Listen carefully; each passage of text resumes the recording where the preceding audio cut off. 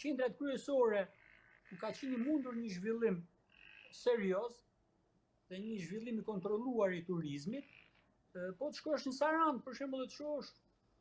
ta shohësh Sarandën edhe në viteve para 96, dhe Sarandën e sotme ti e kupton që ajo është një qytet i betonizuar që e kanë dëmtuar aq shumë ose të shkosh kudo, edhe në shumë pika tjera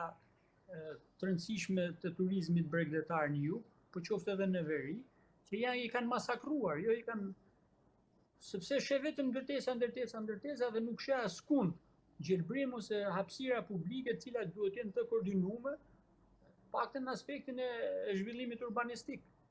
Ka njerëz tjerë që i dinë më mirë këto dhe janë të shprehur edhe me koeficient që nuk janë të respektuar, ose si në Tiranë për shembull, që po të hedhësh syt kudo,